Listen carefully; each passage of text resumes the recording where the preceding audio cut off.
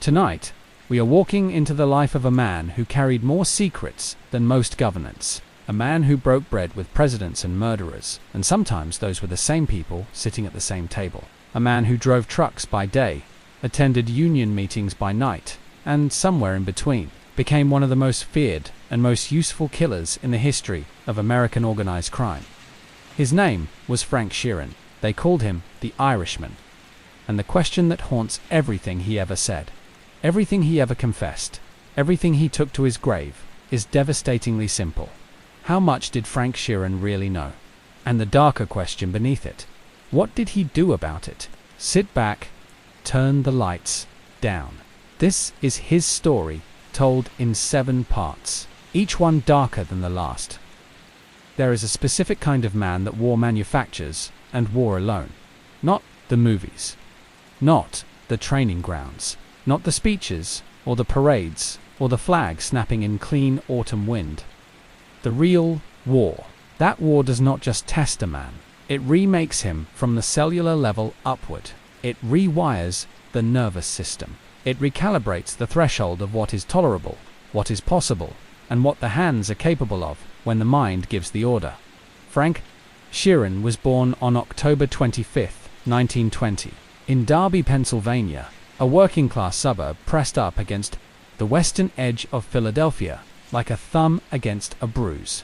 The neighborhood was Irish Catholic, dense and proud and chronically underfunded. The kind of place where dignity was maintained, not through wealth, but through toughness, through showing up, through never letting anyone see the thing that frightened you most.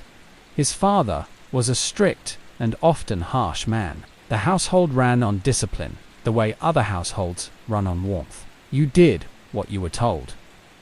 You did not complain. You did not show weakness. Weakness was not tolerated, not by the neighborhood, not by the schools, not by the father sitting across the dinner table with his jaw set and his expectations unspoken, but unmistakable. Frank grew tall early.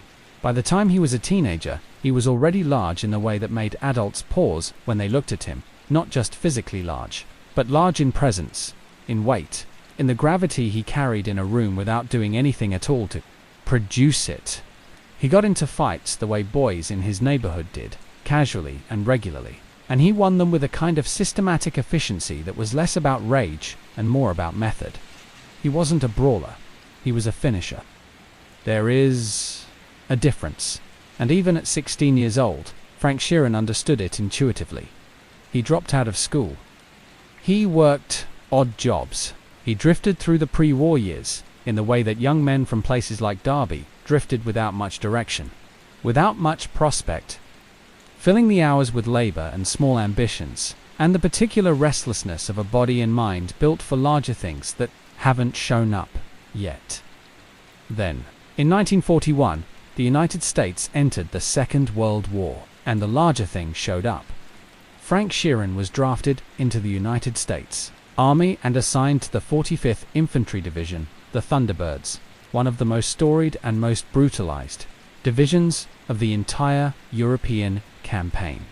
He would serve for over 4 years. He would see combat, real combat, sustained and grinding and merciless for more than 400 days. To understand what that number means, consider that the average American infantryman in the European theater saw somewhere between 40 and 80 days of direct frontline fighting.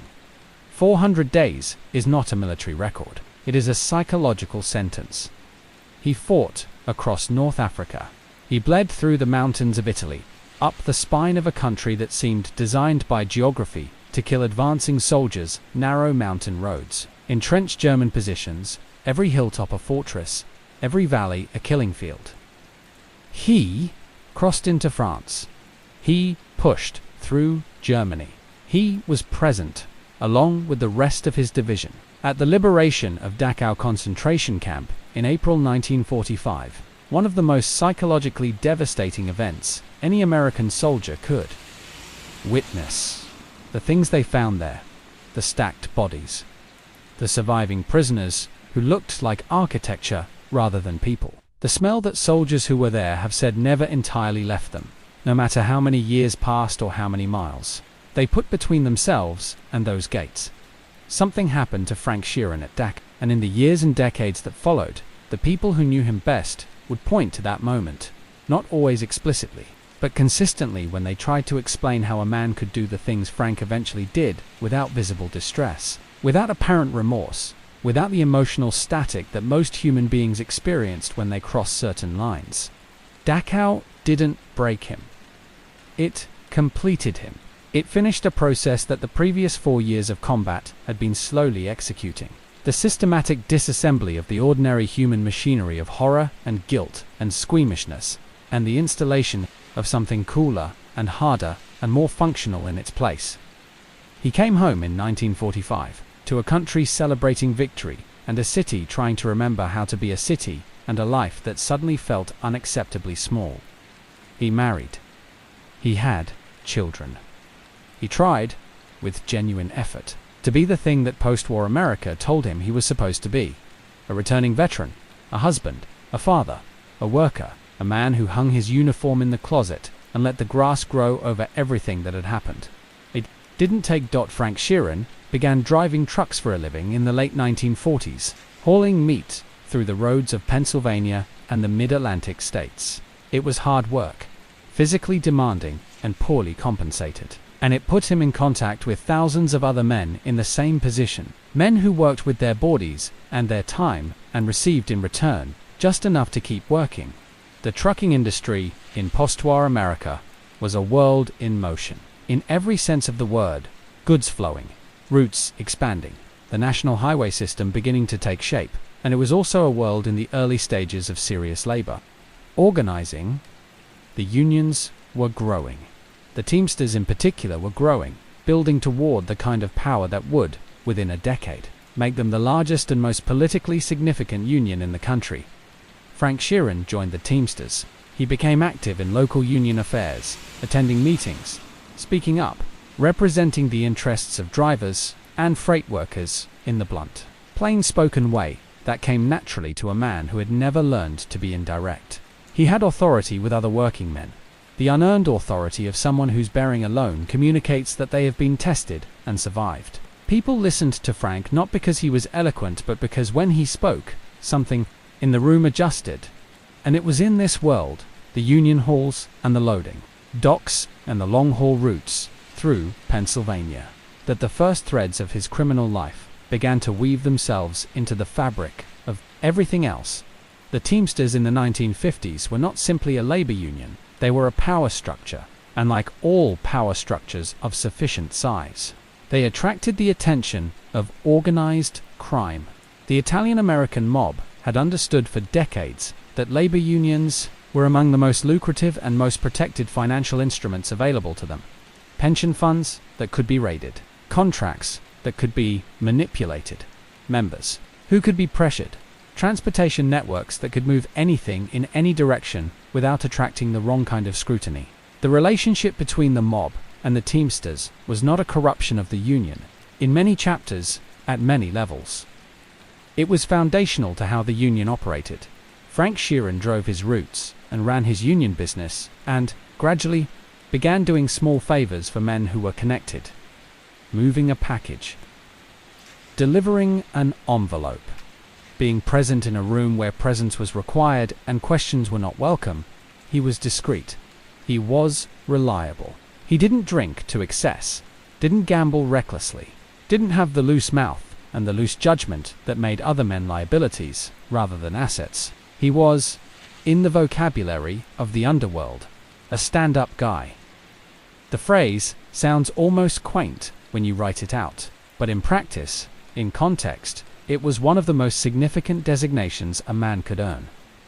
It was during this period, the early 1950s, the routes through northeastern Pennsylvania, the small favors, and the careful discretion that Frank Sheeran came to the attention of the man who would become the defining relationship of his criminal life. The meeting happened the way so many consequential meetings happen in that world.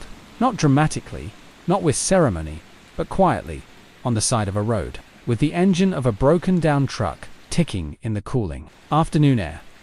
The man who stopped to help was named Russell Bufalino. Russell Joseph Bufalino was, by any measure, one of the most formidable figures in American organized crime. He was the boss of the northeastern Pennsylvania crime family, based out of Pittston, a small coal country city that, under Bufalino's long and careful stewardship, had become a node of significant underworld influence. He had been born in Sicily, had come to America as a child, and had spent his adult life building power with the patience and the precision of a man who understood that in his business, the slow approach was almost always the correct one. He was not given to spectacle. He did not want the newspaper attention that followed figures like Albert Anastasia or later John Gotti. He wanted to work quietly and profitably, and to be left alone to do it. And for the most part, across a career that spanned decades. That is exactly what he achieved. He was present at the infamous Appalachian Conference in 1957, the gathering of over 60 top mob figures at the estate of Joseph Barbara in upstate New York that was accidentally exposed when a suspicious state trooper began writing down license plates, and the assembled bosses scattered across the fields and roads of Appalachian like very expensive, very well-dressed birds. Bufalino was arrested in the sweep. He was ultimately not convicted of anything substantial connected to it. He walked away, adjusted, and continued doing what he had always done. When Bufalino met Frank Sheeran by the side of that road in the early 1950s, he did not see a truck driver. He saw something he recognized. He saw a man shaped by the same forces that shaped the men he trusted most: the military precision, the physical authority, the specific interior quietness of someone who has been to a dark place and come back comfortable with the dark. He struck up a conversation. He gave Frank his number. He told him to call if Frank ever needed anything. Frank called. Over the months and years that followed, the relationship deepened in the graduated, incremental way of organized crime recruitment. Never dramatic, never a single decisive threshold, just a series of small steps, each of which seemed reasonable given the last. Until the man who took them looked up one day and found himself standing somewhere he could never fully explain to someone who hadn't walked the same road. Bufalino began trusting Frank with larger tasks. Frank executed those tasks without incident, without complaint, without the kind of moral accounting that would have made him less useful. He asked no questions that didn't need to be asked. He delivered what was given to him to deliver. He was present when presence was required. He was becoming, without a formal ceremony and without an Italian surname, one of Russell Bufalino's most trusted and most capable instruments. A man who could be given a problem and trusted to produce a solution. A man who would, in time, be trusted with problems of the very highest sensitivity. The kind that, if mishandled, could bring down entire structures that had taken decades to build. The former soldier had found a new commanding officer. He had found, in the crooked architecture of mid-century organized crime, something that felt in its hierarchy, its demands for loyalty, its daily reality of controlled violence, and strict discipline. Like the army, like the only world he had ever truly understood. The war, for Frank Sheeran, had simply moved indoors. Asterisk, in the world of Italian-American organized crime, bloodline was everything. It was the first question and the last answer. Before anyone asked how smart you were, how tough you were, how reliable you were under pressure, they asked where your family came from: Sicily, Calabria, Naples. The question wasn't casual. It was constitutional. The entire architecture of the American mob had been built on the bedrock of ethnic loyalty, on the idea that the shared heritage of the old country created a bond that could be trusted in a world where trust was the most dangerous and most necessary commodity in circulation. To be Irish in that world was to be, by definition, an outsider. You could work with the Italian families. You could do business with them, drink with them, earn money alongside them. The Irish gangs of Boston and New York and Philadelphia had their own organizations, their own hierarchies, their own codes. but full integration into an Italian crime family. The formal ceremony of induction, the oath sworn on the Burning Saints card, the title of made man that was reserved, without exception, for men of Italian blood. The rule was not written down anywhere. It didn't need to be. It was understood in the marrow. And then there was Frank Sheeran, who broke the rule without ever technically breaking it. He was never made, never formally inducted, never given a title that appeared in any organizational chart that federal investigators spent years trying to construct. But by the mid-1950s, Frank Sheeran moved through the upper levels of the Bufalino crime family with an ease and an intimacy that most Italian members never achieved. He was invited to dinners that outsiders never heard about. He was present at conversations that shaped decisions worth millions of dollars. He was trusted, genuinely, deeply trusted, by a man whose trust, once given, was one of the most valuable things in the northeastern underworld. Russell Bufalino did not distribute his trust carelessly. He had built his career on the systematic avoidance of carelessness. Every relationship he maintained was maintained for a reason. Every man in his orbit had been observed over time, tested in small ways before being tested in large ones, evaluated, not on what they said, but on the gap between what they said and what they did.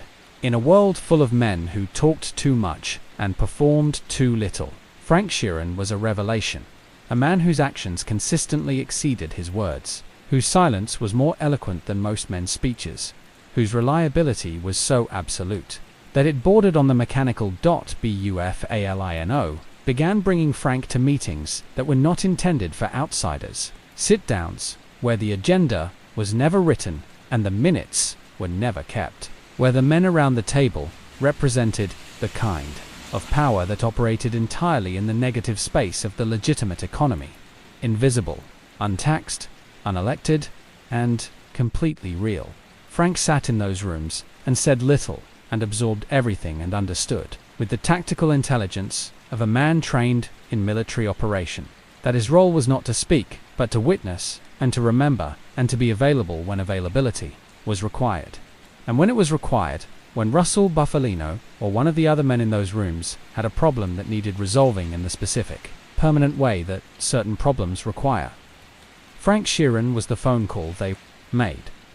This is where the story gets darker. This is where we have to look directly at what Frank Sheeran actually was, beyond the union titles and the family photographs and the smooth surface of his public life. Because underneath all of it, underneath the suit and the Teamsters card, and the reputation as a reliable labor man, Frank Sheeran was, in the precise and technical meaning of the word, a killer for hire. Not in the loose, metaphorical sense that people sometimes use about ruthless businessmen or aggressive negotiators.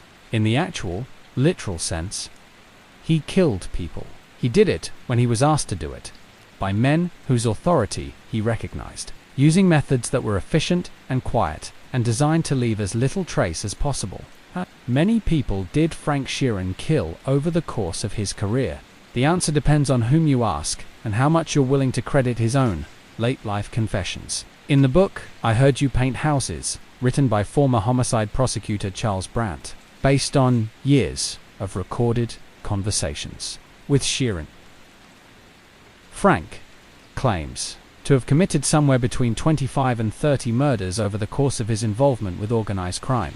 Law enforcement figures who worked on cases connected to Sheeran have offered assessments ranging from skeptical to confirming. Some of the murders he described have been independently corroborated. Others remain unverified, locked in the silence of the grave and the deliberate opacity of the world in which they occurred.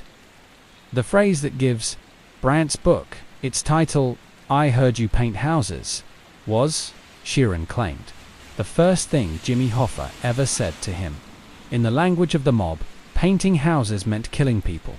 The red spray across the walls, the work of the brush. It was the kind of phrase that worked because it worked on two levels simultaneously. Innocuous to an outside ear, perfectly clear to anyone who knew the vocabulary. And what Hoffa was communicating in those 5 words, was that he knew exactly what Frank Sheeran was, and exactly what he was capable of, and that this was precisely why he wanted to know him better. But we will get to Hoffa. His shadow falls over this story in a way that demands its own full chapter. For now, we stay in the 1950s, in the expanding territory of Frank Sheeran's criminal education, in the world that Russell Bufalino was quietly and methodically opening to him.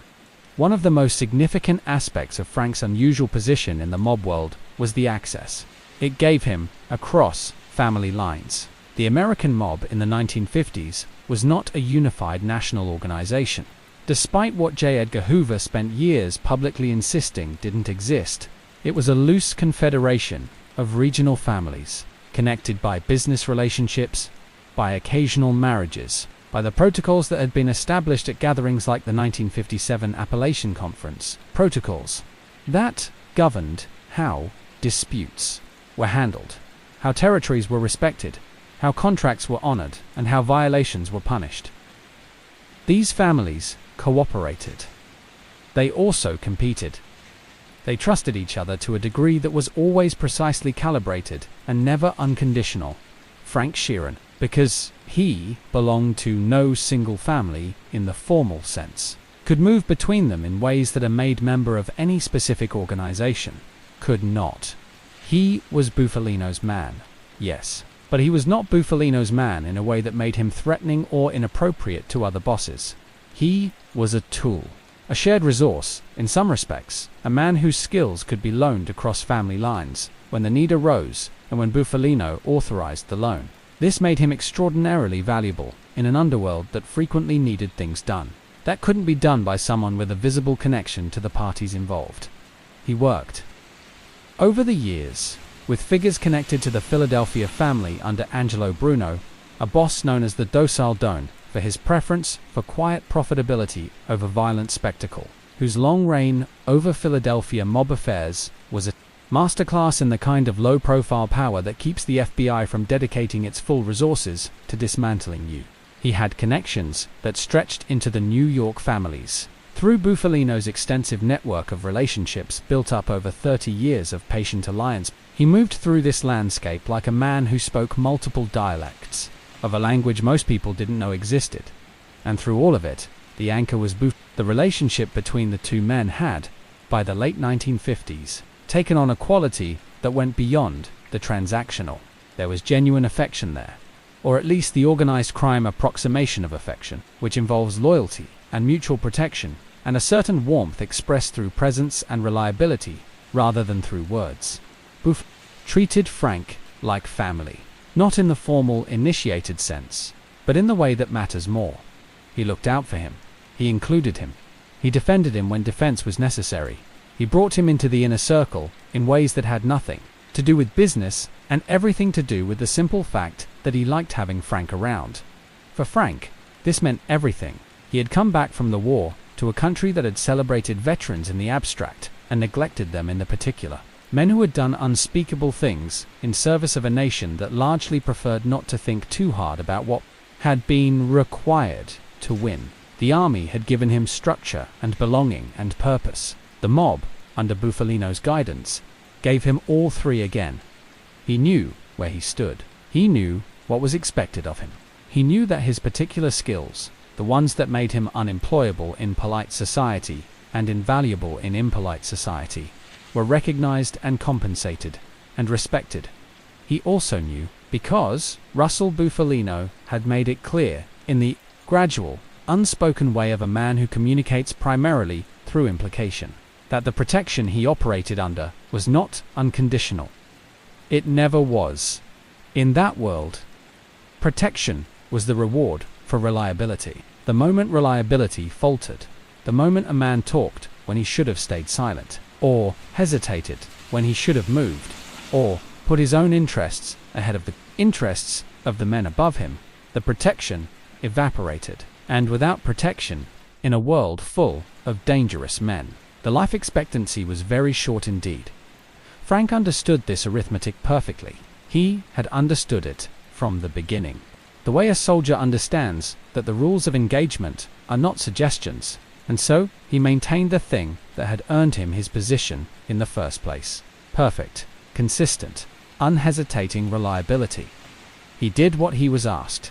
He asked nothing back except what was offered. He built, brick by brick, a reputation that became one of the most valuable assets anyone in his world possessed. But life was not purely darkness.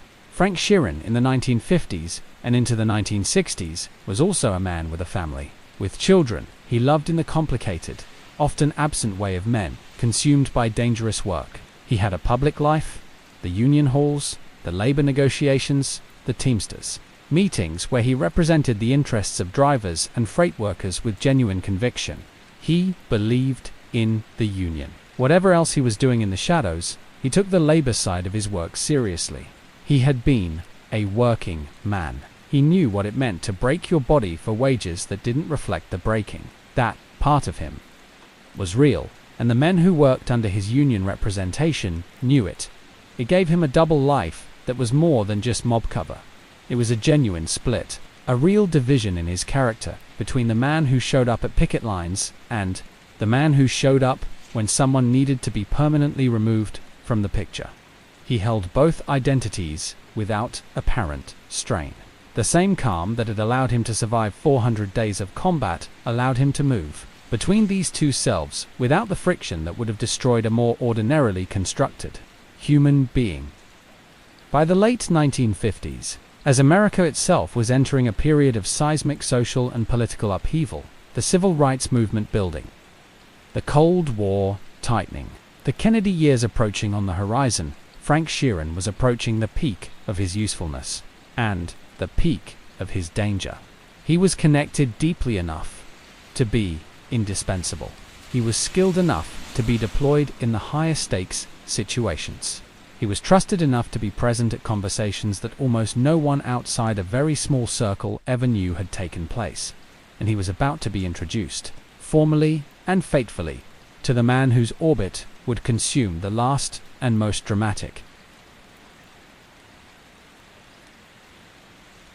chapter of his criminal life. The man whose disappearance would become the most famous unsolved crime in American history. The man whose name, even spoken quietly in a corner, had the power to fill a room with a particular kind of electricity, a mixture of awe and fear. That was, in the world, Frank Sheeran inhabited, the closest thing to reverence. James Riddle Hoffa was waiting, and Frank Sheeran, without fully understanding the weight of what he was walking into, was walking directly toward him. The Irishman's most important assignment was about to begin. And it would not end cleanly.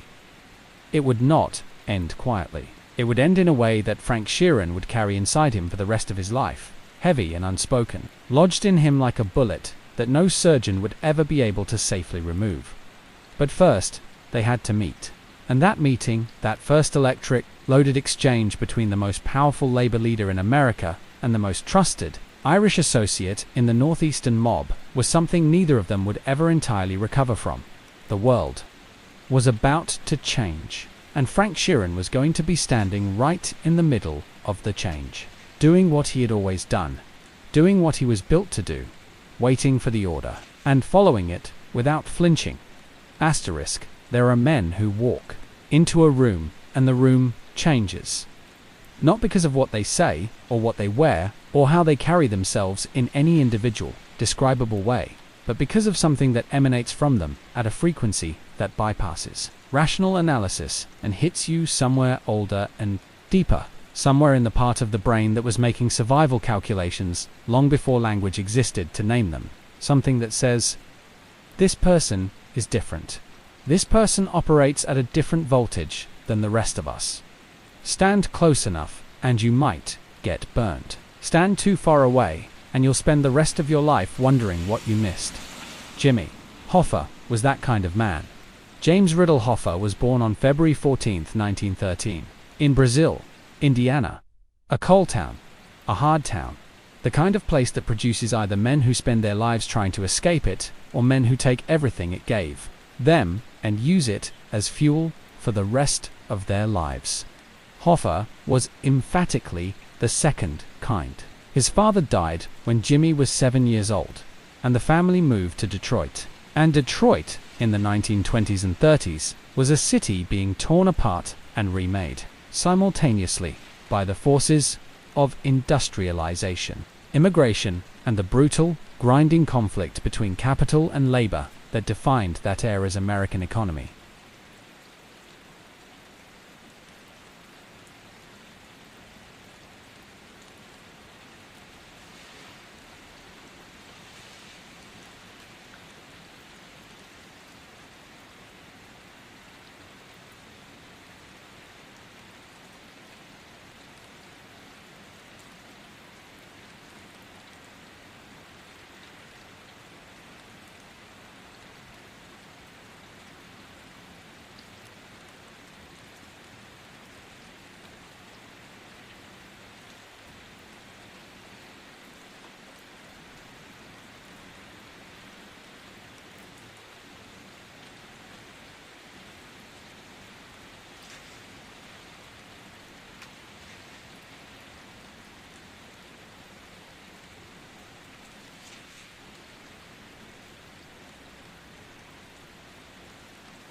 He was loading freight on loading docks before most of his peers had formed a serious opinion about anything.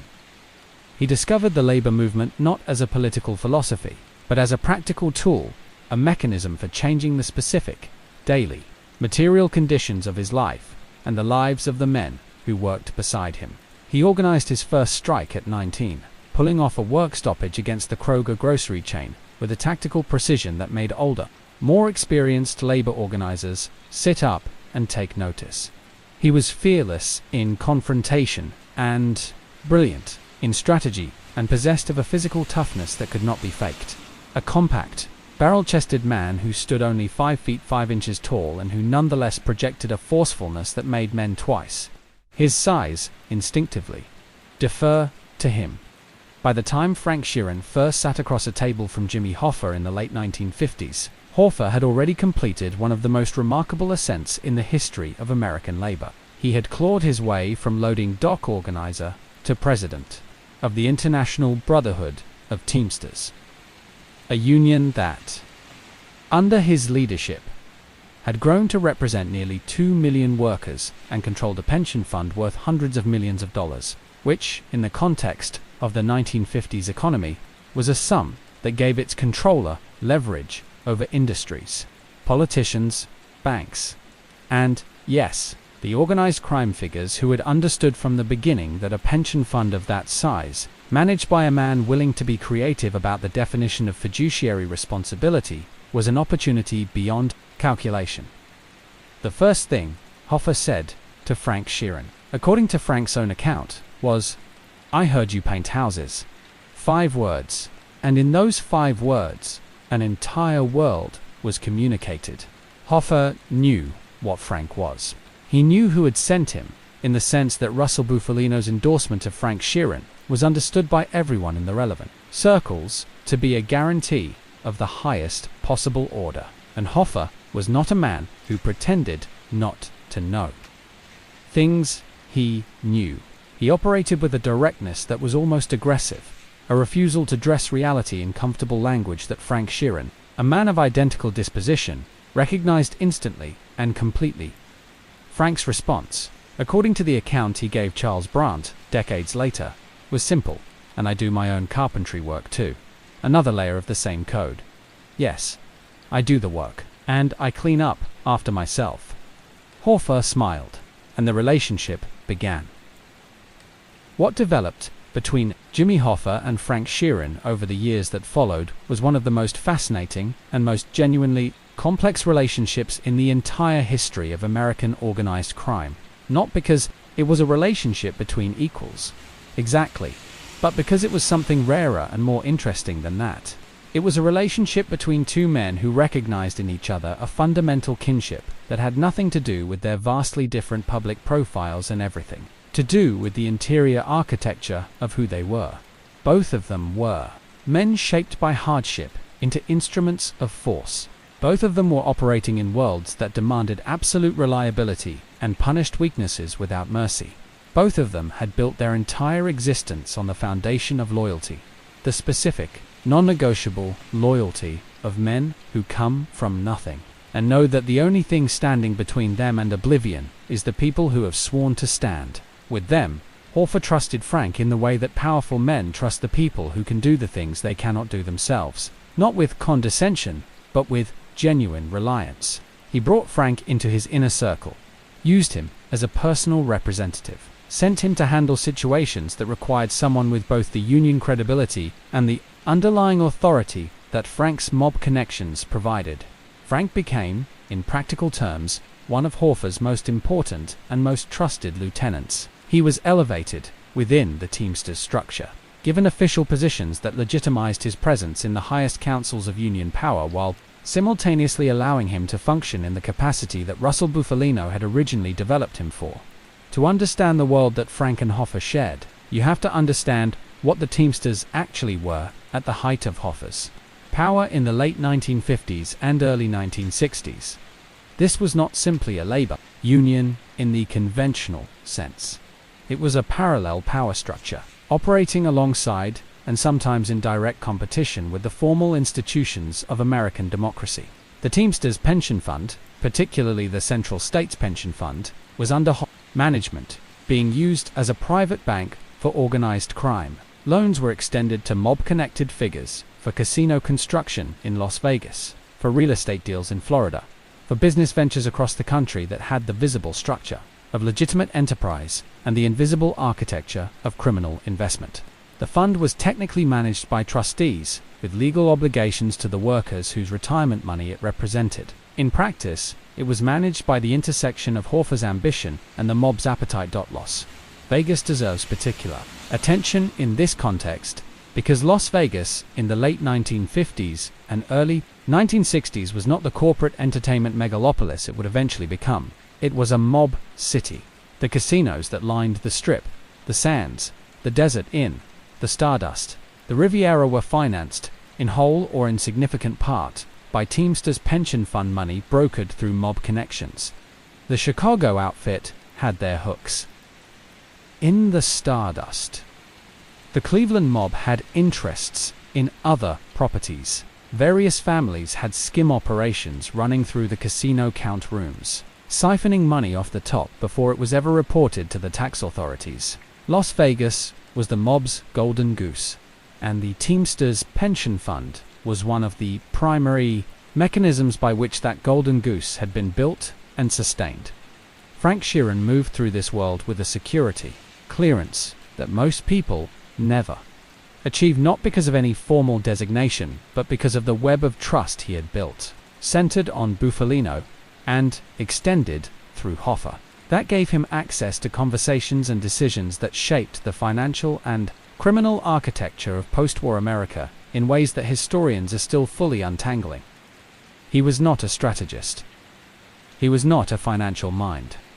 He was not the man in the room making the deals. But he was the man in the room when the deals were being made, and his presence there served multiple functions simultaneously. It signaled the seriousness of the proceedings. It provided a form of insurance, the silent guarantee that agreements reached would be honored, and it allowed Russell Bufalino to have eyes and ears in rooms that even Bufalino himself did not always enter.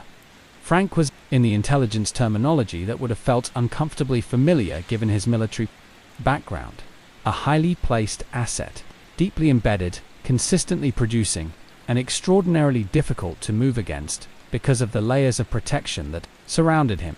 But the world that Frank and Hoffa inhabited was not only a world of money and meetings and careful strategic maneuvering. It was also a world of genuine danger that came not just from law enforcement, which was closing in throughout this period with increasing focus and sophistication, but from within. The mob was not a monolithic structure governed by clearly defined rules and reliably enforced protocols. It was a human institution, which meant it was subject to all the irrationalities and personal conflicts and failures of nerve and judgment that afflict human institutions. Alliances shifted. Loyalties were tested. Men who had been protected found themselves, sometimes without warning, unprotected. The threat that was gathering against Hoffa during this period came from a direction that he had consistently underestimated, to his enormous eventual cost, the federal government. Specifically, it came in the person of Robert F. Kennedy, who, as chief counsel to the Senate Labor Rackets Committee in 1957, and later as attorney general under his brother's administration, made the destruction of Jimmy Hoffa something very close to a personal crusade. The Kennedy-Hoffa conflict was one of the most dramatic and most consequential personal rivalries in mid-20th century American public life. It was, on the surface, a conflict between a scion of enormous privilege and a self-made man from the working-class Midwest, and Hoffa understood it in exactly those terms, with a bitterness that never fully abated. Kennedy, in Hoffa's view, was a wealthy dilettante, using the labor movement as a stage for his political ambitions. A man who had never worked a day in his life, using the power of the federal government to destroy. A man who had built everything he had through 30 years of fighting for workers who had nothing. Hoffa was not entirely wrong about this characterization. He was also not entirely right. Because whatever the personal and political dimensions of Kennedy's motivation, the corruption he was investigating was real and documented and significant. The Senate hearings of 1957 and 1958, the Labor Rackets Committee, commonly known as the McClellan Committee, put Hoffa on national television and established him in the public consciousness as a figure who embodied the dangerous intersection of labor, power, and organized crime. He was defiant in front of the committee. He was clever. He was combative in a way that played well with working-class audiences who saw in him exactly what he wanted them to see. A man of the people, standing up to the power of the wealthy establishment. And, simultaneously, he was evasive and misleading in ways that made investigators like Kennedy more, rather than less, determined to bring him down.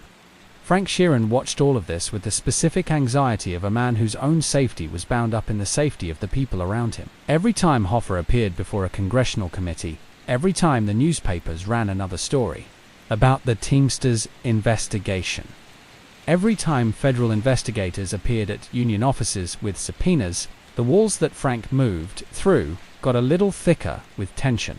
He did what he could, which was, principally, to be available, reliable, and present, to manage situations at the ground level that needed managing, to ensure that the men who needed to be insulated were insulated, and that the men who represented potential vulnerabilities were handled in whatever way the situation required. This was the period in which Frank Sheeran's reputation as a fixer in the full, dark meaning of that word was truly cemented. He was not just a man who could be sent to resolve a problem. He was a man who could be trusted to resolve it correctly, meaning in a way that created no new problems and left no thread that an investigator could pull. This distinction matters enormously in a world where the difference between a clean resolution and a messy one could mean the difference between continued operation and catastrophic exposure. Hoffa survived the McClellan Committee. He survived Kennedy's initial attempts to prosecute him. He was tried on bribery charges in 1962 and acquitted, a verdict that infuriated Kennedy. And that was, according to subsequent investigations, achieved in part through jury tampering that itself became the basis of later prosecution. Hoffa walked out of courtrooms and back into the Teamsters offices, and continued operating as though the entire apparatus of the federal government pursuing him was merely an inconvenience, annoying, persistent, but ultimately unable to reach him. He was wrong about that, but he wouldn't discover how wrong for another several years. In the meantime, Frank Sheeran was at his side, loyal, watchful, carrying out the assignments that came his way with the same flat efficiency he had always demonstrated. The friendship between them, because it had become friendship, genuine and complicated and layered with things that neither man would ever fully articulate, was one of the realest things in Frank Sheeran's life. Hoffa was the one man in his world who engaged him as a complete person rather than as a function, who argued with him, joked with him, demanded things from him not just as a tool but as a man, and Frank loved him for it, in the specific way that men like Frank Sheeran loved, fiercely, silently, and with a grief already built in from the beginning. Because men who have survived what Frank survived know, at some level, they can never fully escape that the things worth loving are precisely the things that will eventually be taken away. The Hoffa years were the peak. They were also, though neither of them knew it yet, the beginning of the long fall toward the darkest chapter of the story. The fall was coming. The government was tightening its grip. The mob's patience with Hoffa's legal entanglements was not infinite. And somewhere in the future, on an ordinary afternoon in an ordinary suburb of Detroit, a decision was going to be made that would change everything. Frank Sheeran was going to be part of that decision. He was going to be asked to do the thing that no amount of war, no amount of criminal service, no amount of practiced detachment had fully prepared him for. He was going to be asked to betray the man he loved most in the world. But that ending was still years away. For now, the empire was at its height. The money was flowing. The power was real.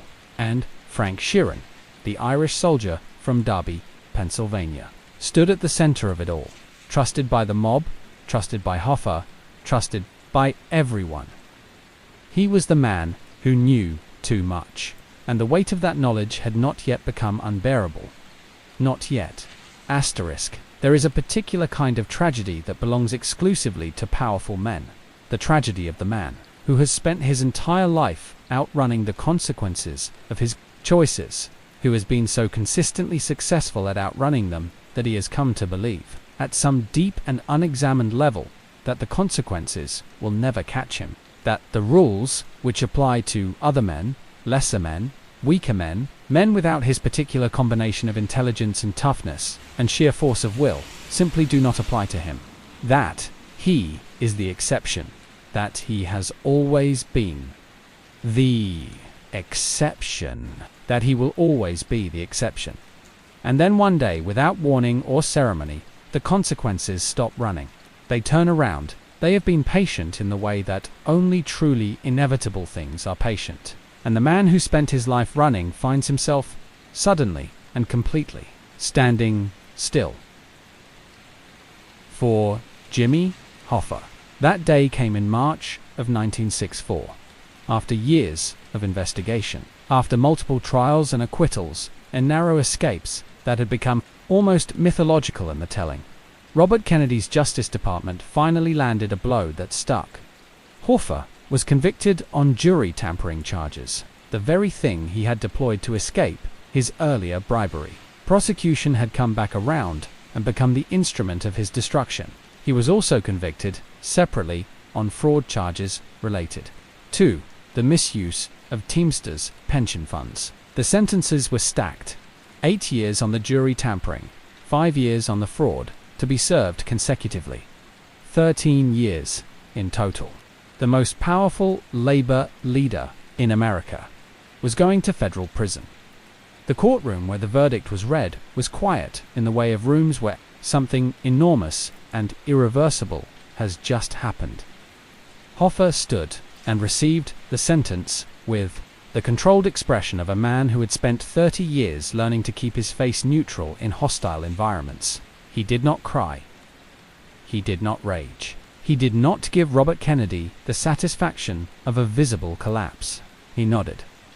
He shook his lawyer's hands. He walked out of the courtroom the same way he had walked in, upright, measured, projecting the kind of defiance that had always been his most instinctive response to pressure. But behind the composure, something had shifted.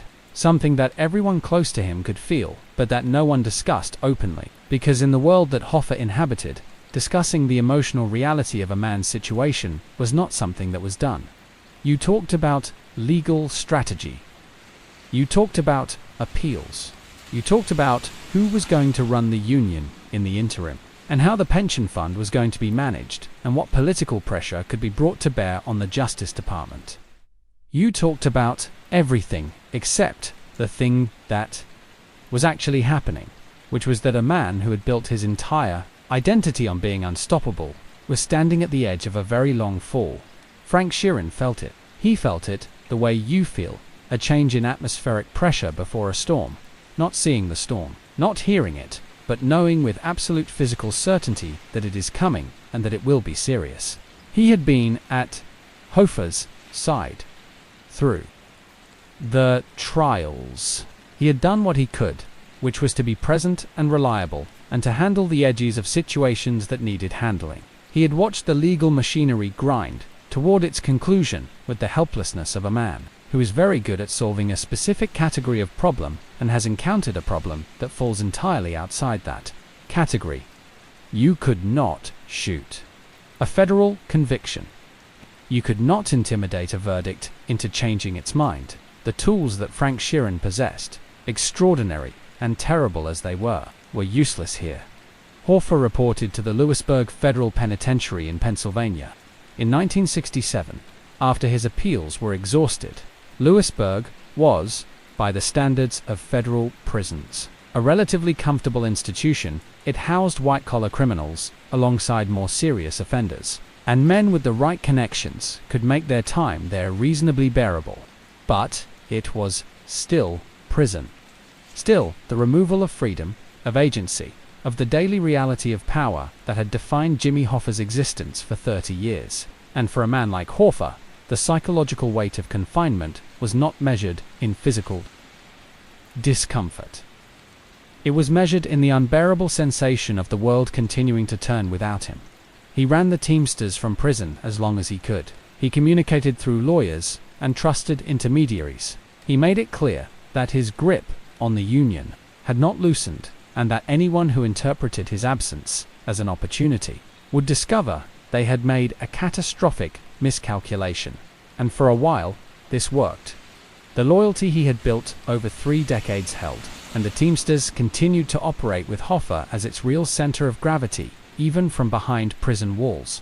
But power in absentia is fundamentally different from power in person, and everyone in the relevant circles understood this, even if no one said it aloud.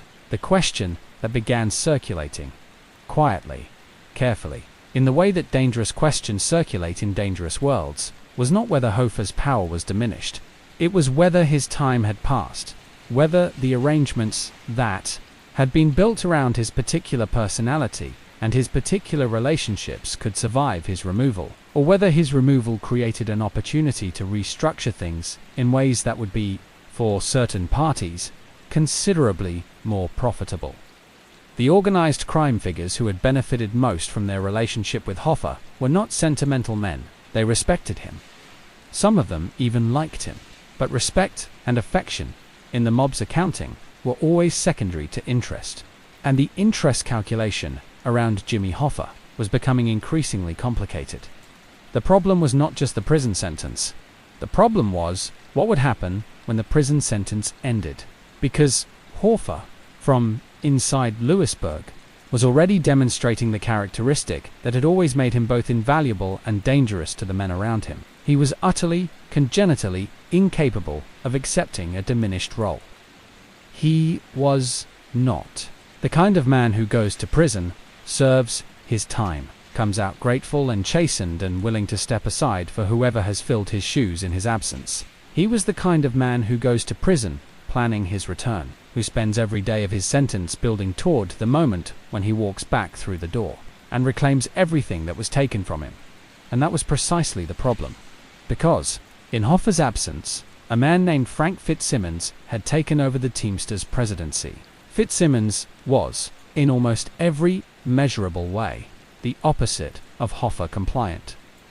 Where Hoffa was combative, manageable where Hoffa was autonomous, content to be a figurehead where Hoffa had always insisted on being the real thing.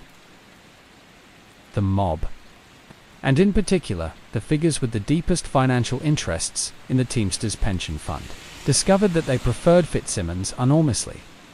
He asked fewer questions. He made fewer demands. He was, from their perspective, a considerably more comfortable arrangement. The Richard Nixon administration, for reasons that mixed political calculation with the specific kind of corruption that characterized that particular White House, commuted Hoffa's sentence in December 1971. He had served nearly 5 years of his 13-year term. The commutation came with a condition. inserted at the mob's instigation, and engineered through the political connections that organized crime had carefully cultivated over decades. Hoffa was prohibited, as a condition of his release, from engaging in union activities until 1980. It was a condition designed, quite deliberately, to keep him out of the Teamsters permanently. Hoffa, predictably, had no intention of honoring it.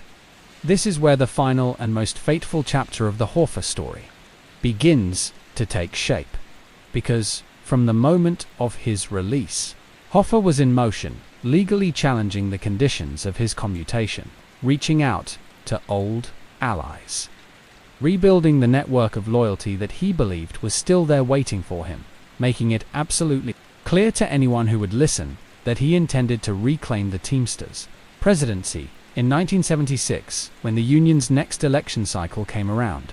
Frank Sheeran was one of the men Hoffa reached, and Frank was caught, from that moment forward, in a pressure that had no clean resolution suspended between his loyalty to Hoffa, which was genuine and deep, and carried with it the weight of 15 years of shared history, and his loyalty to Russell Bufalino and the mob structures that Bufalino represented, which had an entirely different view of whether Jimmy Hoffa's return to power was desirable.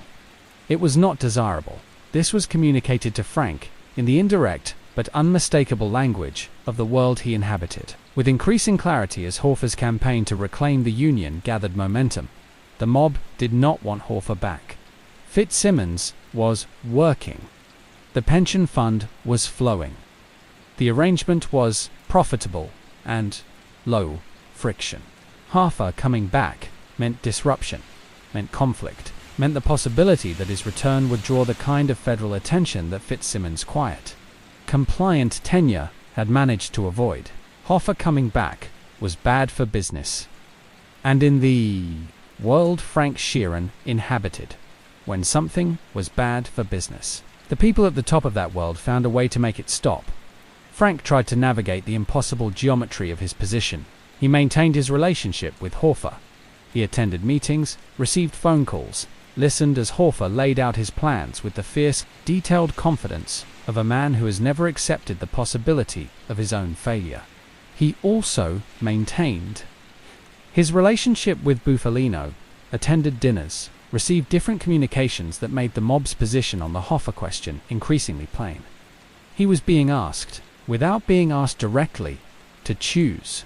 And, in the world, Frank Sheeran had spent his adult life inhabiting.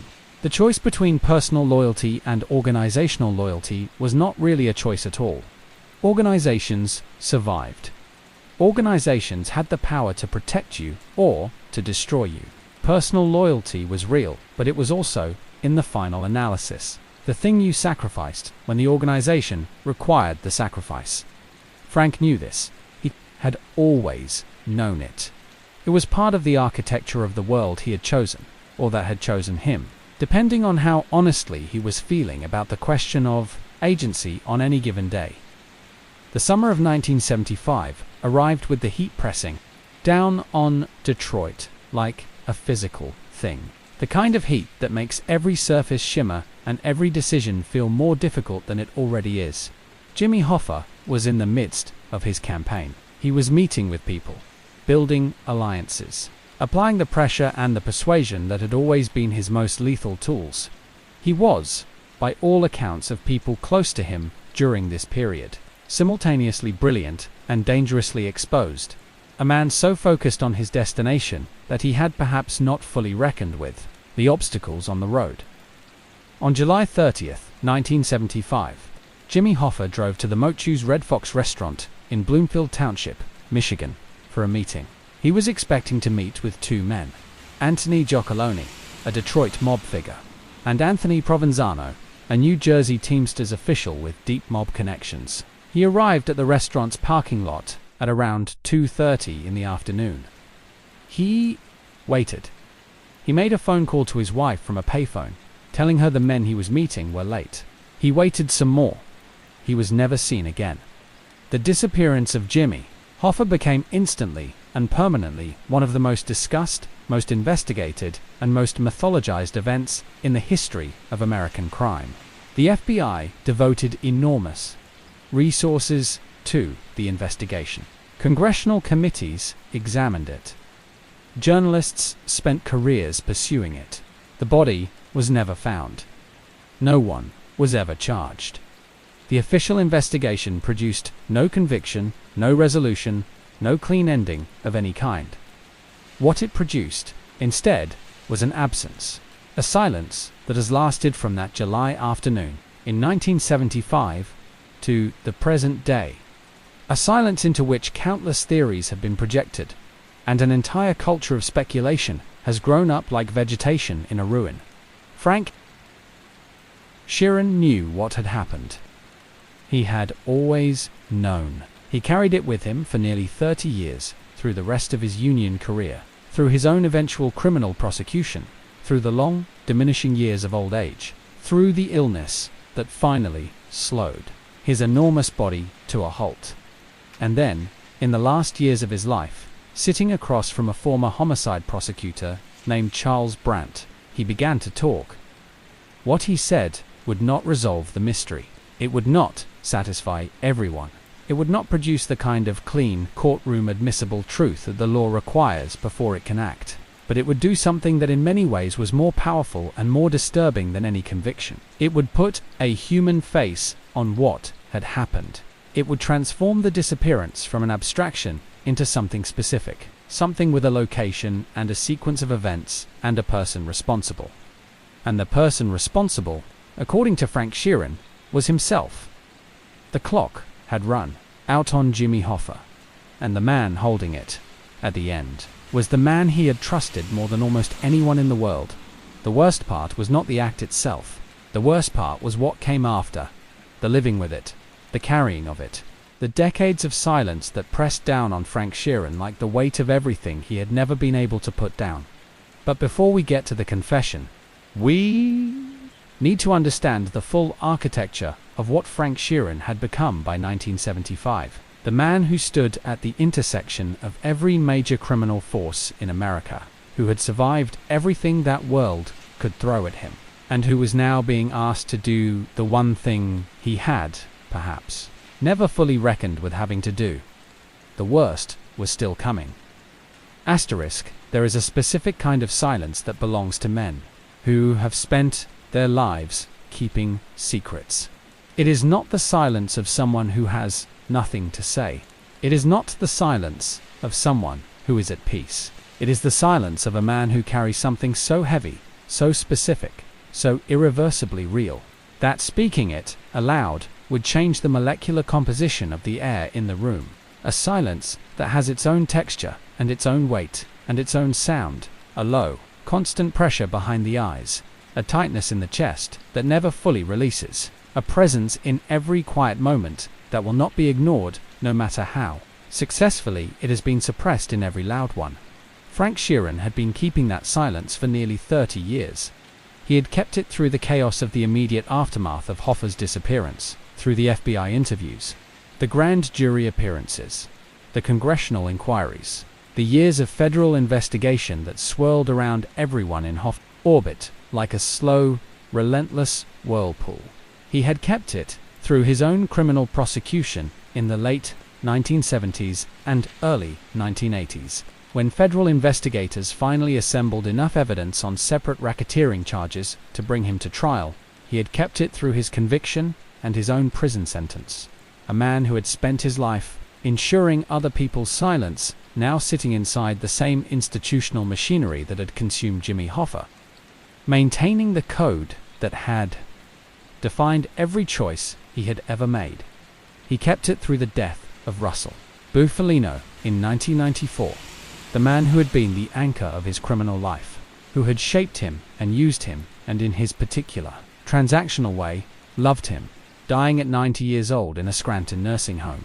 The last of a generation of mob bosses who had built their power in the post-war shadows and carried their secrets to quiet, attended deaths. Frank was still keeping the silence. Then, still honoring the code, even for a man who was no longer alive to require it.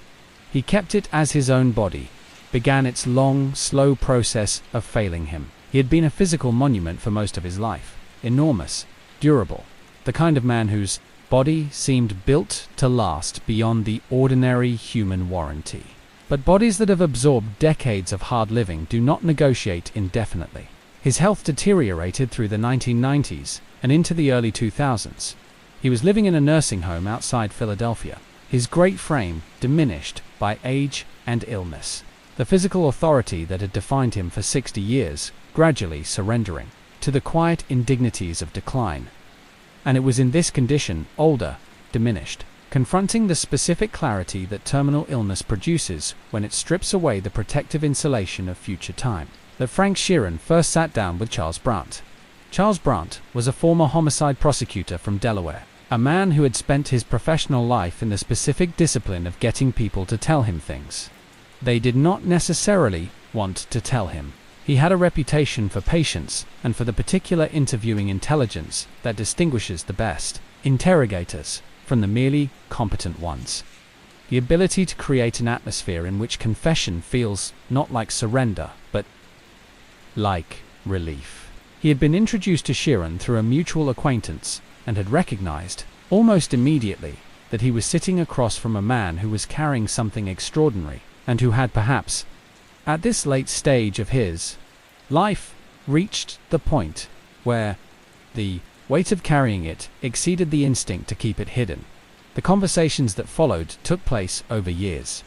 Multiple sessions recorded, in which Frank Sheeran spoke about his life with a candor that was even accounting for the self-aggrandizement that almost always inflects a criminal's account of his own history. Genuinely remarkable. He talked about his relationship with Bufalino, about the murders he had committed over the course of his career, about the inner workings of the world he had inhabited for 4 decades. He spoke with the flat, matter-of-fact directness of a man who has long since moved past the point where softening the language of what he did could serve any useful purpose.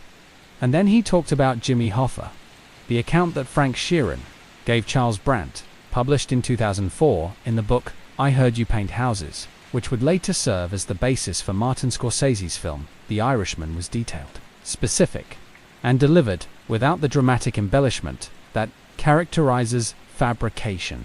Liars tend to ornament their stories. They add color and emotion and the kind of narrative architecture that makes a story satisfying to hear.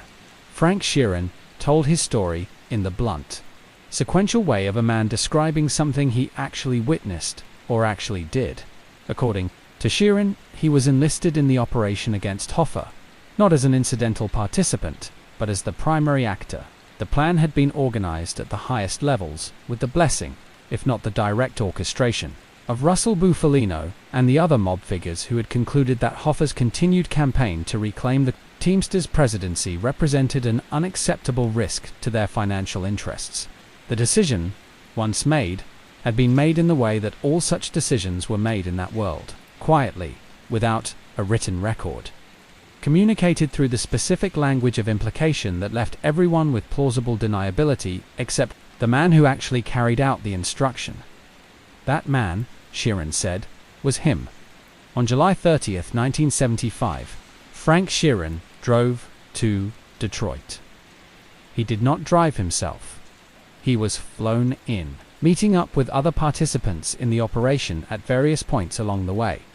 The choreography of the day was precise and had been worked out in advance with the kind of operational care that serious criminal enterprises bring to high-stakes executions. Hoffa was lured to the Motu's Red Fox restaurant parking lot under the pretense of the meeting with Gioccoloni and Provenzano, a meeting that both men, pointedly, had ensured they would not be present for.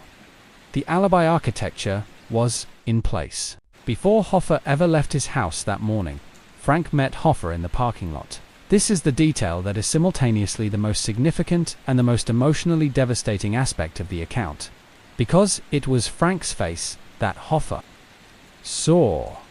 Frank's presence that made Hoffa comfortable enough to get into the car without alarm. The friendship, the 15 years of loyalty and shared history and genuine human connection. All of it weaponized in that parking lot, in the service of the men who had decided that Jimmy Hoffa needed to disappear. Sheeran described driving to a house in the Detroit area, walking inside with Hoffa, and then, in language that was spare and direct in the way of someone who is not dramatizing but simply reporting, described what happened in that house. He shot Jimmy Hoffa. The body was disposed of through means that Sheeran did not fully detail, or that Brandt chose not to fully publish, for reasons that may have been legal or may have been editorial. The house was cleaned. The participants dispersed.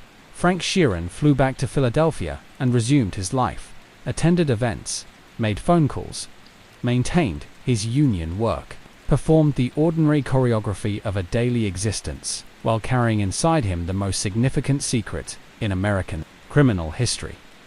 Now here is where the story demands something that true crime narratives do not always make room for: honest, rigorous uncertainty.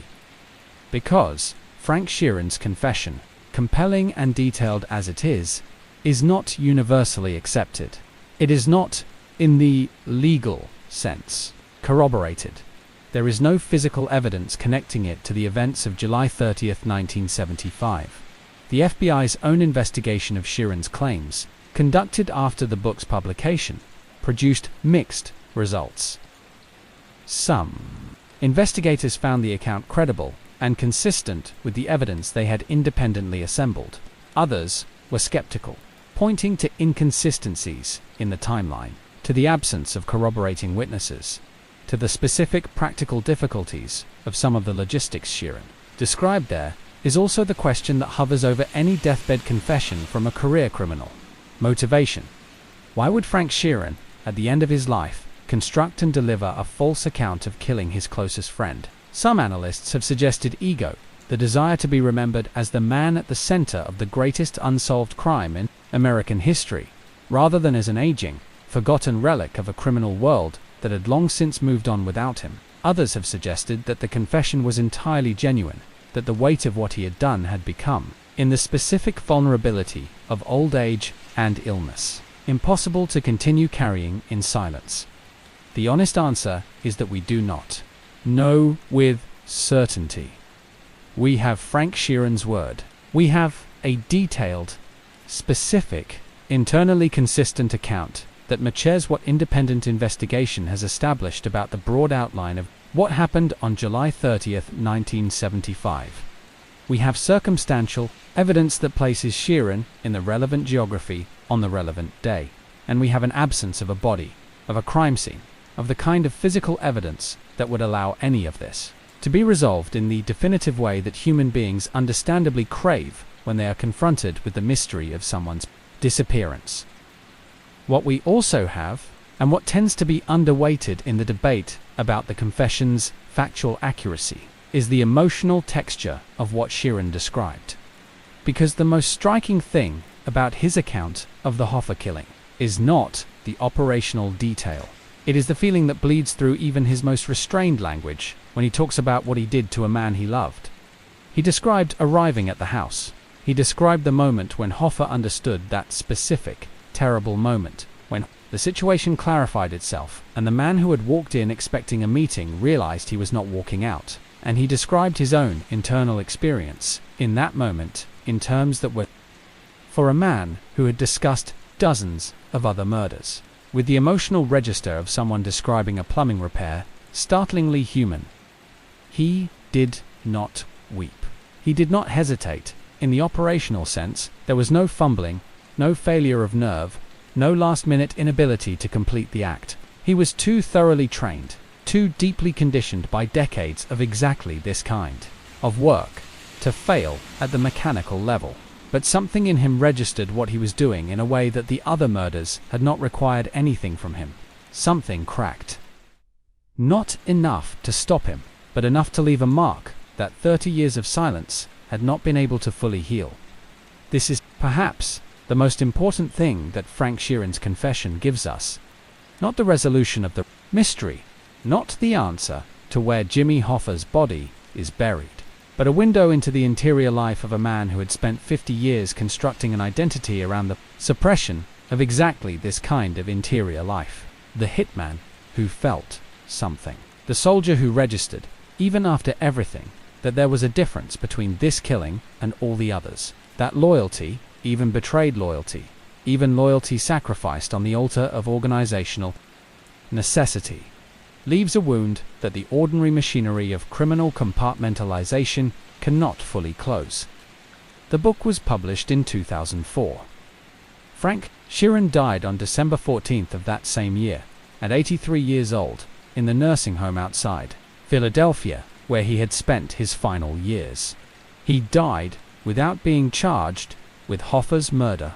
He died without having his account legally tested or officially confirmed. He died, as he had lived for 30 years, in the peculiar limbo of a man whose guilt, if it was guilt, existed entirely in his own word and nowhere else that the law could reach. Martin Scorsese's film, released in 2019, brought the story to a new generation and sparked a fresh round of investigation and debate. Robert De Niro's portrayal of Sheeran captured something essential about the man: the physical authority, the controlled, emotional landscape, the specific quality of a person who has done terrible things and continued to function not because those things didn't matter to him, but because he had built the interior architecture necessary to continue regardless. The film's ending, the old Frank, alone in his nursing home room, the door left slightly ajar, as if some part of him is still, after everything, waiting for something, is one of the most quietly devastating things Scorsese has ever put on screen. But the film is interpretation. The book is testimony, and the testimony, whatever its limitations and whatever uncertainties surround its factual status, is the closest thing we have to the truth of what happened on a hot July afternoon in Detroit in 1975. The FBI, for its part, conducted multiple reinvestigations of the Hoffa case over the decades following the disappearance. They dug up a farm in Michigan in 2006, based on a tip that turned out to produce nothing. They tested a bloodstain found in the Detroit house that Sheeran identified a house on Beaverland Street, and the testing was inconclusive. In 2012, investigators excavated a field in Oakland Township based on information from a former mob figure. Nothing was found. Jimmy Hoffa has never been found. He was declared legally dead in 1982. His Teamsters legacy is complicated. The union he built and loved and refused to release, even at the cost of everything, continues to exist, continues to represent millions of workers, continues to wield the kind of institutional power that he spent his life constructing. His name is still invoked, still carries charge, still produces the specific mixture of admiration and unease that attached itself to him in life and has followed him, somehow, into his unusually literal absence. And Frank Sheeran's confession sits in the historical record like a stone dropped into still water, sending out rings of imprecation and debate and unanswered questions that have not, in 20 years since the book's publication, stopped moving. The hitman who knew too much had finally spoken. Whether the world believed him or not, he had put down the weight. He had opened the door, just slightly, onto everything he had seen and done and been, and then, a few months later, he had died, leaving the door ajar, leaving the ring still moving outward through the water, leaving us, as he had left himself, for 30 years, in the company of a mystery that has no clean ending. Only the shape of one man's word against the silence of everything else. There is something almost philosophical about the way justice moves in the world of organized crime. It rarely arrives the way it does in movies. Sudden, dramatic, perfectly calibrated to the crime that deserves punishment. It does not swoop in at the moment of maximum moral clarity, catching the guilty man in the act, delivering consequences that are proportionate and timely and satisfying in the way that human beings instinctively want consequences to be satisfying. Justice, in the real world of the mob, moves slowly and sideways and often lands on the wrong charge at the wrong time for reasons that have more to do with prosecutorial strategy and available evidence than with any coherent moral accounting. Al Capone went to prison for tax evasion, not for the St. Valentine's Day massacre, not for the dozens of murders that defined his reign over Chicago. For tax evasion, The most feared gangster in American history was brought down by accountants and paper trails, and the specific, unglamorous machinery of financial crime investigation. The lesson that every prosecutor who came after learned from that case was simple and enduring. You charge what you can prove. You build the case from the available evidence. You accept the imperfect victory over the perfect conviction that will never come. Frank Sheeran's reckoning with the law followed exactly this pattern.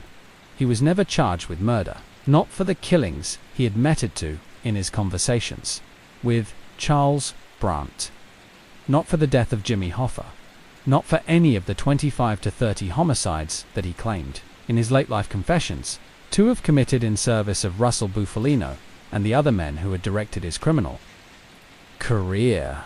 The law never reached those crimes, not because investigators didn't suspect him, not because the FBI hadn't spent years building files on Frank Sheeran that were thick with surveillance reports and witness accounts and the accumulated intelligence of long-term organized crime investigation, but because the specific, demanding standard of criminal proof beyond reasonable doubt, admissible evidence, witnesses willing to testify in open court, is not the same as the investigator's certainty. And the gap between those two things is where the most dangerous men in American criminal history have always lived. What the law did eventually reach Frank Sheeran for was racketeering, and the road to that conviction was itself a story of the long, grinding, institutional patience that federal law enforcement brought to the problem of organized crime in the post-Appalachian era. The FBI's organized crime investigations of the 1970s had been transformed, in both scope and sophistication, by two developments that changed the fundamental dynamics of prosecuting the mob. The first was the passage of the Racketeer Influenced and Corrupt Organizations Act, RICO, in 1970, which gave federal prosecutors a legal tool specifically designed to attack criminal organizations as organizations rather than prosecuting individual crimes in isolation. Before RICO, the mob's careful structural insulation, the layers of intermediaries, the deliberate separation between the men who gave orders and the men who carried them out, the code of silence that prevented organizational knowledge from becoming courtroom testimony, made sustained prosecution extraordinarily difficult. RICO changed this by allowing prosecutors to charge the pattern of criminal activity itself, to demonstrate that an organization existed and that its members participated in it, and to use that demonstration to convict people who might never be directly connected to any single specific crime. The second development was the increasingly sophisticated use of electronic surveillance, wiretaps, bugs placed in mob social clubs and restaurant booths, the patient accumulation of recorded conversations that, over time, built pictures of criminal operations in the organization's own words. This was not easy or quick work. It required warrants and legal frameworks and years of operational development.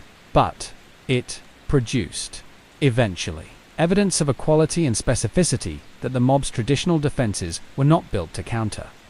Frank Sheeran came into the crosshairs of this evolved federal investigative apparatus during the mid-1970s, and the investigation that would eventually produce his prosecution was well underway by the time Jimmy Hoffa disappeared in the summer of 1975. The timing is important to understand because it establishes something crucial about the context in which Frank was operating during the Hoffa period. He was not operating in safety. He was operating under federal surveillance, aware that the government's attention was focused on him and the people around him, navigating the specific psychological tightrope of a man who knows he is being watched and must continue functioning as though he is not. The charges that were eventually assembled against Frank Sheeran were built around his union activities and the specific ways in which those activities intersected with organized crime, labor, racketeering, the corruption of union processes, the diversion of union funds, the use of union positions and union power in service of criminal enterprises. These were not trivial charges. They represented a serious and well-documented pattern of conduct that the prosecution was able to trace through financial records, surveillance evidence, and the testimony of cooperating witnesses who had their own powerful incentives to provide the government with useful information. The trial was, by any measure, a significant legal proceeding. Frank Sheeran was not an obscure figure by this point. He was a well-known Teamsters official with a public profile that extended across decades of Philadelphia labor politics, and his prosecution attracted the attention of journalists and investigators who understood that the man in the dock was connected to histories far darker and far larger than the specific charges on the indictment.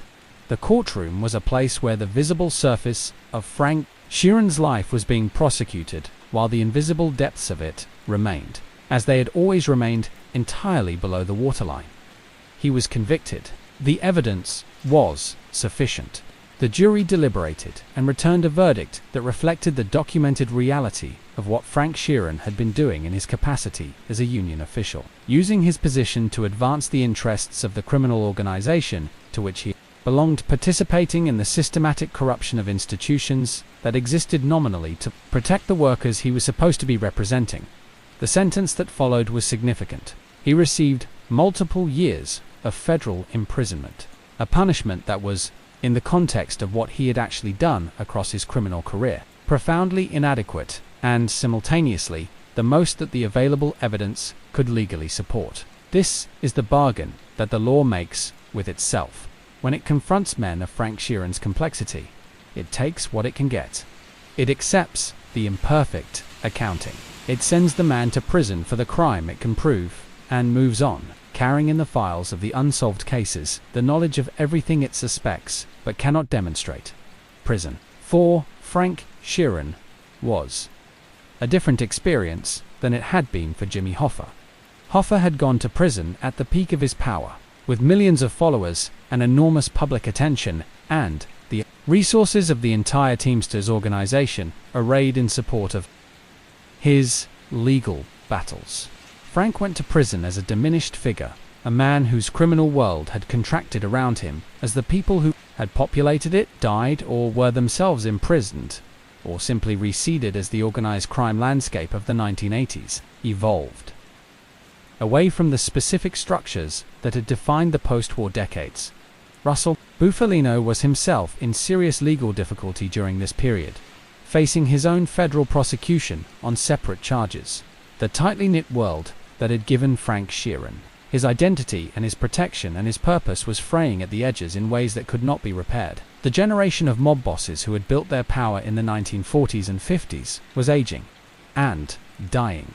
The younger men who were rising to fill the vacuum operated differently, more chaotically, more violently, less patiently, and the specific code of conduct that had governed Frank's criminal life was becoming, in a very real sense, obsolete. He served his time. He was, by the accounts of those who had contact with him during his incarceration, a model prisoner in the mechanical sense. He complied with the institutional rules. He kept to himself. He projected the same controlled, unrevealing exterior that had served him throughout his life. But those who knew him well enough to look past the surface described a man who had aged significantly during his imprisonment, not just physically, but in some harder-to-define interior sense, as though the walls of a prison, unlike the walls of the world he had inhabited for 50 years, did not provide sufficient insulation from the accumulated weight of everything he had done and everything he had lost. He was released in the late 1980s, an old man by the standards of the life he had lived, heavy with years in illness and the specific gravity of unspoken history. He returned to Philadelphia. He tried, in a diminished way available to a man of his age and record and infirmity, to construct something resembling a life. He had family, daughters, who had grown up in his absence or in the complicated half-presence of a father whose real life was always elsewhere. He had acquaintances from the world he had come from, though that world was by now largely gone, its figures dead, or imprisoned, or living out their own diminished final chapters in the same institutional quietude that was consuming Frank. What he did not have, and this is perhaps the most significant absence in the inventory of what his choices had cost him, was resolution. The specific, fundamental resolution that human beings require when they have done something that cannot be undone. The thing that religion offers, and that therapy approximates, and that the law provides, only imperfectly. The acknowledgement, witnessed, and official, and real, of what actually happened. The Hoffa case remained open. Frank's role in it remained officially unresolved. The FBI continued to investigate, continued to develop leads, continued to treat the disappearance of James Riddle Hoffa as the active case it technically was and will remain until a body is found or a confession is legally confirmed.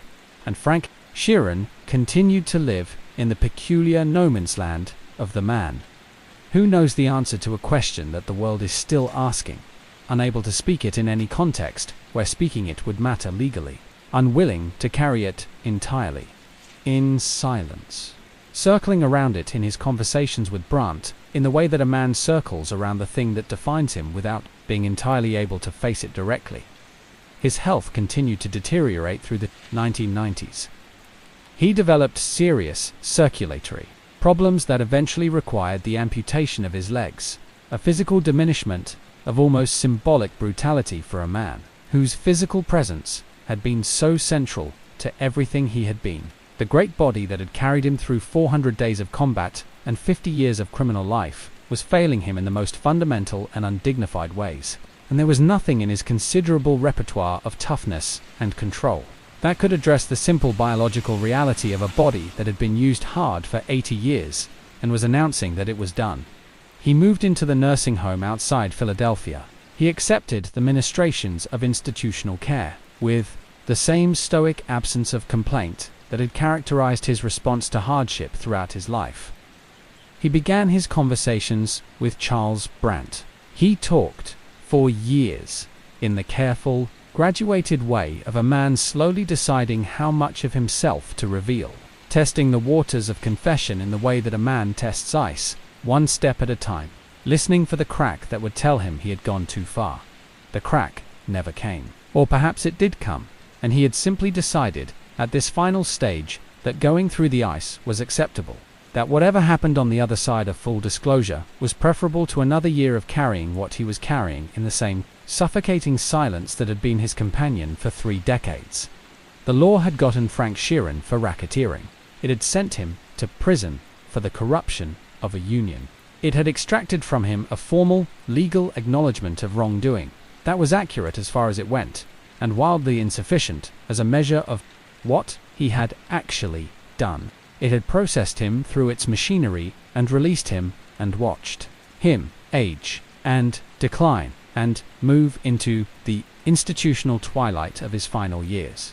But the law had never reached the deepest thing, the thing that prosecutors had suspected for decades, and investigators had circled, and journalists had written about, and the public had wondered about every time the name Jimmy Hoffa surfaced in conversation, or documentary, or film. The law had never put Frank Sheeran in a room and forced him to account, formally and officially and finally, for what happened on July 30th, 1975. It never would. He was too old. He was too ill. The evidence remained what it had always been. Suggestive, circumstantial, insufficient for the standard the law requires. And Frank Sheeran was going to die, as he had lived, in the specific freedom of the man the law cannot fully reach. The price of a lifetime in the shadows was prison for the wrong crime and freedom from accountability for the right ones.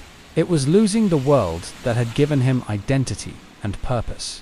It was the amputation not just of his legs but of everything that had made him what he was. The criminal architecture that had surrounded and defined and protected him dismantled, piece by piece, until only the man was left, reduced to his essential self, in a nursing home bed in Pennsylvania. It was dying with the truth inside him, spoken only in a book that the law could not use and the world could not verify, and Jimmy Hoffa's family could not close. That was the price. It was not nothing, but it was also, by any honest measure, not enough. There is a moment in the life of every great and terrible story when the last page turns and the reader is left sitting in the quiet aftermath of everything they have just absorbed, not quite ready to put the book down, not quite able to return, to the ordinary world that existed before the story pulled them in. A moment of suspension between the world of the narrative and the world outside it, where the questions the story raised are still reverberating and the answers it provided feel, simultaneously, too much and not enough. That is where we are now. At the last page of Frank Sheeran's story, at the place where the narrative ends and the legacy begins, which is to say, at the place where the clean lines of storytelling give way to the genuinely messy, genuinely unresolved, genuinely human complexity of what this man's life actually meant and what it actually left behind. Because legacy is not a simple thing. It is not a verdict. It is not a gravestone inscription or a Wikipedia summary or a documentary conclusion delivered in a measured voiceover, archival footage. Legacy is the accumulated consequence of a life, the ripples that continue moving outward through the water long after the stone has sunk, reaching shores that the stone itself never knew existed. And the legacy of Frank Sheeran is one of the most complicated, most contested, most genuinely difficult to assess legacies in the entire canon of American criminal history. Let us begin with the most obvious and most discussed dimension of that legacy, the Hoffa question. Because whatever else Frank Sheeran was, and whatever else he did, his name will forever be most prominently associated with the disappearance of Jimmy Hoffa, the crime he claimed to have committed, that the law never proved he committed, that historians and investigators and journalists have been arguing about ever since. Charles Brandt's book put his confession into the public record. The debate about the credibility of Frank Sheeran's account of the Hoffa killing has never been fully resolved, and it is worth spending time with the serious arguments on both sides, because they illuminate something important, not just about this specific case, but about the broader problem of historical truth in the world of organized crime, a world that was specifically and deliberately constructed to resist the production of verifiable truth. Those who find Sheeran's account credible point to several things. First, the specificity of the details he provided, the location of the house on Beaverland Street in Detroit, the operational sequence of the day, the names of the participants, the method. These are not the vague generalities of someone constructing a plausible narrative from publicly available information. They are the specific, textured details of someone describing something they experienced. Second, the house on Beaverland Street was independently investigated, and blood evidence was found there. Blood that forensic testing suggested was consistent with, though not definitively identified as, human blood. Third, several of the operational details Sheeran described have been corroborated by independent investigation in ways that would have been difficult to fabricate. Fourth, and perhaps most compellingly, the account fits with everything else that is known about the broader context, the mob's motivations, the specific players involved, the operational methods that were characteristic of that world in that period. Those who are skeptical of Sheeran's account raise equally serious points. The physical evidence from Beaverland Street was inconclusive. It suggested something happened there, but proved nothing. Several investigators, who spent years on the Hoffa case, found aspects of Sheeran's timeline inconsistent with other evidence. Some of the logistical details he described have been challenged on practical grounds, and there is the fundamental problem that applies to any single-source account of a historical event, especially an account delivered by a dying man with obvious motivations for self-mythologization. We have no way of independently verifying the core claim. We have Frank Sheeran's word. That word is detailed and internally consistent and fits the available circumstantial evidence, but it is still, ultimately, one man's word. The FBI's position, as of the last publicly available statements from the investigation, has been cautiously agnostic, neither officially confirming nor officially denying Sheeran's account, maintaining the Hoffa case as technically open, conducting periodic reinvestigations when new information surfaces. This is the institutionally correct position for an agency that operates on evidentiary standards rather than narrative plausibility. But it is also, from the perspective of history and of the Hoffa family, an unsatisfying one. The Hoffa family, Jimmy's son, James P. Hoffa, who followed his father into labor activism and eventually into the Teamsters presidency, and his daughter Barbara have had to live for 50 years with the specific, particular anguish of a disappearance that produced no body, no confirmed perpetrator, no formal resolution of any kind. Jimmy Hoffa simply ceased to exist on July 30th, 1975, and the world moved on around that absence, while his family carried the weight of not knowing, in a way that only families of the disappeared can fully understand. The Sheeran confession gave them something, a narrative, an explanation, a human face on what had happened to their father, but it did not give them the thing they most needed, which was the kind of official, legally confirmed truth that would allow grief to complete its natural process. This is one of the most significant and least discussed costs of the world that Frank Sheeran inhabited. The cost to the people on the other side of the violence, the families of the men he killed, the people who spent decades in the specific limbo of unresolved loss, denied even the grim consolation of a confirmed death and a burial.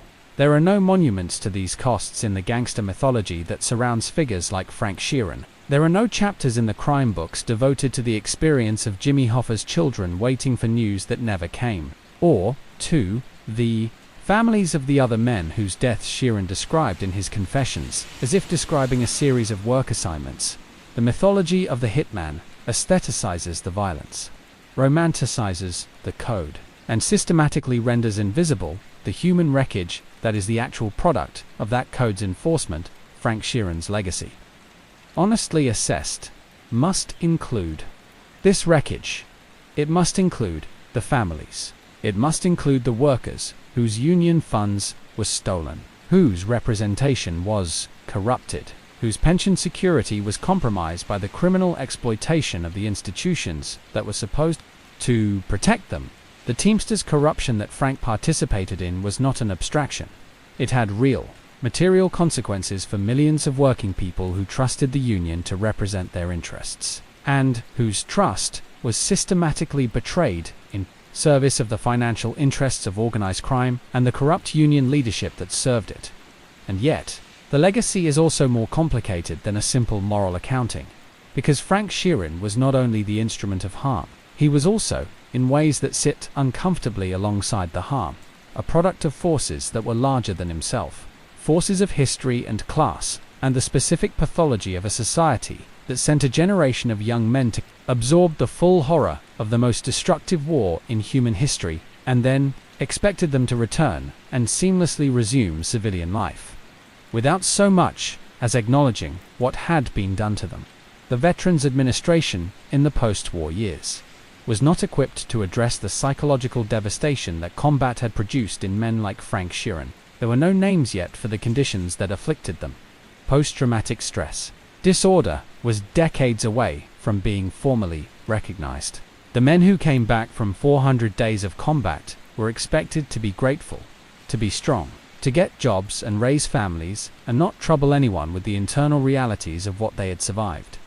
Frank Sheeran found in organized crime the structure and the belonging and the specific utilization of his particular capacities that the legitimate world had failed to provide. This is not an excuse, it is an explanation, and the distinction between those two things matters enormously. When we are trying to understand a life, rather than simply judge it, Martin Scorsese understood this distinction. His film, for all the liberties it takes with the historical record and all the ambiguities it deliberately maintains about the truth of Sheeran's claims, is fundamentally a meditation on this gap between explanation and excuse. On the way, a man can make a series of individually comprehensible choices that add up to something collectively monstrous, each step following logically from the last, none of them requiring a conscious decision to become a monster. The film's Frank Sheeran is not a villain in the operatic sense. He is something more disturbing, a man who made choices that were, within the logic of his world, entirely rational, and who only encounters the full weight of those choices when he is old and alone, and the world that gave them their logic has dissolved around him. The film ends with Frank in his nursing home room. The priest has come and gone. The last visitor has left. He is alone with the silence that has been his companion for 30 years, and he asks the orderly to leave the door open. Just a crack, as if some part of him is still, after everything, unable to fully accept the closure that death will soon impose. It is one of the great endings in American cinema, precisely because it refuses to resolve what the actual historical record refuses to resolve. The door stays open. The questions stay open. The silence stays. What does Frank Sheeran's life mean for our understanding of organized crime in America? It means that the mob was not simply a criminal organization operating in opposition to legitimate society. It was woven into the fabric of that society, into its labor institutions, its political structures, its financial systems, its cultural mythology. It operated not at the margins, but at the center, and its influence reached into places that are still, even now, not fully visible or fully understood. Frank Sheeran's career traces the entire geography of that influence, from the union halls of Philadelphia to the casino floors of Las Vegas, to the highest levels of national labor politics, to the moment of Jimmy Hoffa's disappearance that bent the trajectory of American labor history in ways that are still being felt. It means that the code of silence, the omerta that the Italian mob formalized, but that men like Frank Sheeran honored regardless of their ethnicity, is one of the most powerful and most destructive social technologies ever deployed in American criminal history. It protected the guilty. It frustrated justice. It imposed on the people who lived within it a psychological burden that, in Frank's case, proved ultimately unsustainable, but survived long enough to ensure that the truth, when it finally came too late to matter legally and too ambiguously to matter conclusively. And it means, perhaps most importantly, that the romantic mythology of the mob, the Godfather glamour that has attached itself to figures like Frank Sheeran and made them subjects of films and books and podcasts and YouTube channels, is exactly that, a mythology, a selective aestheticized narrative that preserves the surface and discards the substance. The loyalty without the betrayal, the power without the cost. The code without the baddies it was designed to protect, and the families those baddies left behind. Frank Sheeran died on December 14, 2004. He was 83 years old. He died in the nursing home outside Philadelphia, in the institutional quiet of a winter afternoon, with the door, perhaps, left slightly open. He was buried in a Catholic ceremony, his faith having been, according to those present in his final months, something he returned to with the urgency of a man who understands that the accounting he has avoided in one jurisdiction may not be avoidable in another. The Irishman, the hitman, the union man, the soldier, the friend who became the instrument of his closest friend's death. The man who knew too much and lived too long and spoke too late for the truth. He spoke to do anything except hang in the air of history, unverified and unresolved, and somehow more disturbing for that than a clean confession and a clean conviction would have been. His grave is in Delaware County, Pennsylvania.